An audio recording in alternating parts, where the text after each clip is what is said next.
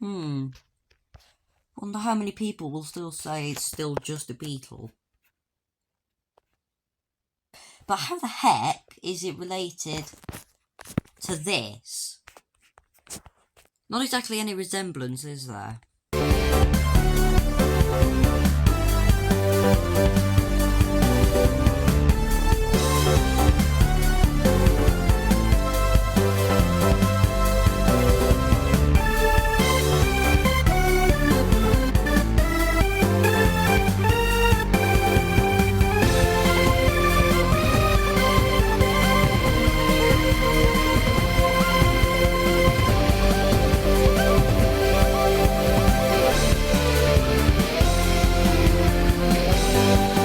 What is going on, everyone? Welcome back to CDT. It is me, Ditto, and I am here today with the Porsche 911R, no, GT3R Rennsport.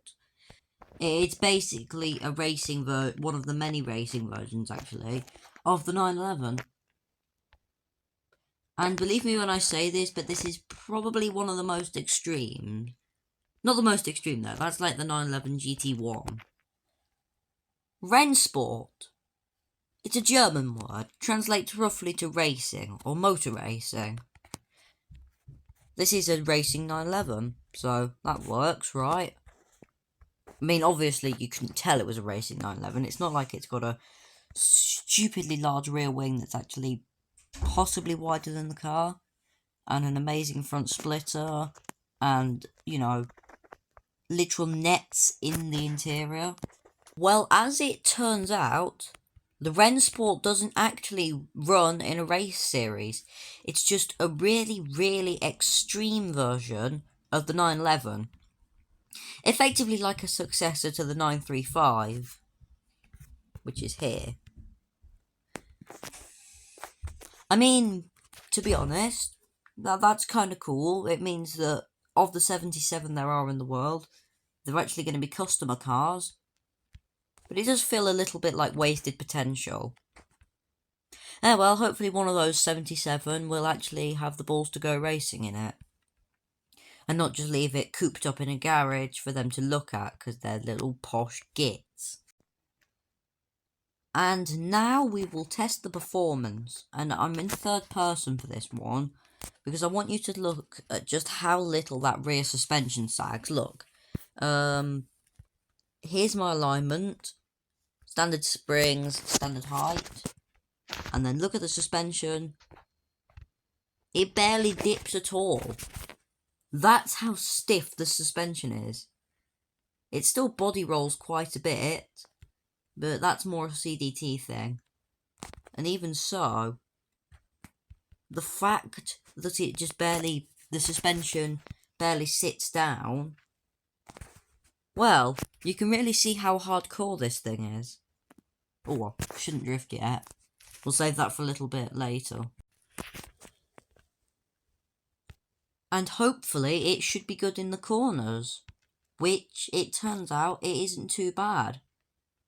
Feels a little bit saggy from side to side, but I've definitely driven worse. And also when I run it with my suspension, that's when it's really perfect. Extra low springs and a little bit of height off. But even so, it turns very impressively. Probably not the most fun, doesn't feel too connected, but it does its job. Which is, you know, basically what you ask for in a car, is it? For it to do its job. Now we can get into the drifting. Hopefully good. Oh, I messed that up. Right, turn in, handbrake. Oh. Right. Handbrake, turn in. It's going to take a little bit of getting used to. Hold on. Nearly. Let's get a little bit more speed up. Wide to narrow.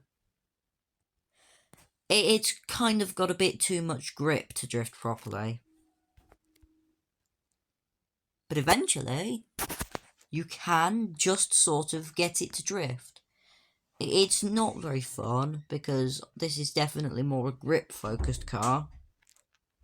But it does do it, which is always a plus. And as for the shallow turns, meh. So I've got to admit, Rennsport racing, it doesn't race and it doesn't drift. But it does go really bloody well round corners. So, should be perfect on the racetrack then. I have to admit, I do feel a bit lied to with the name. If it's called Rennsport Racing, why doesn't it go racing? Well, that's probably because Porsche have other race cars. There's the 919, the current 963, which is the 5,000 trophy reward.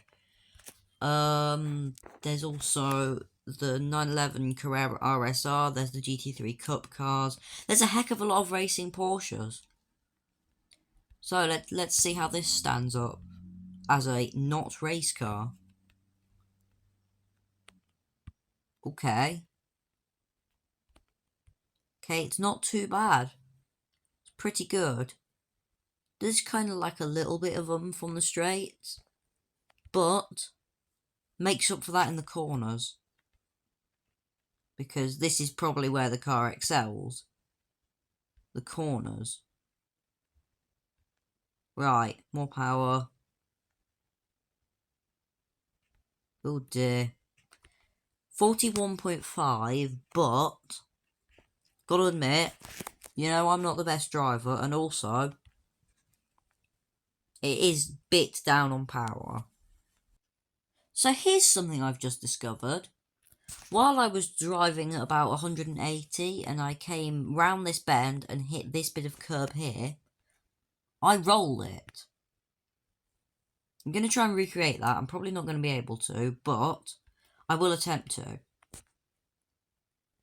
But that's interesting because it shows that this car's actually so stiff that it reacts badly to bumps. Yeah, no, I can't recreate that. I'll try and flip it for you, but if I can't, don't hold it against me.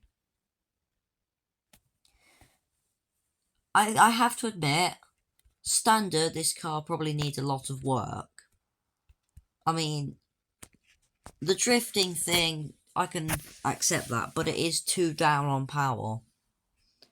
So fortunately, we have engine tuning, which is good.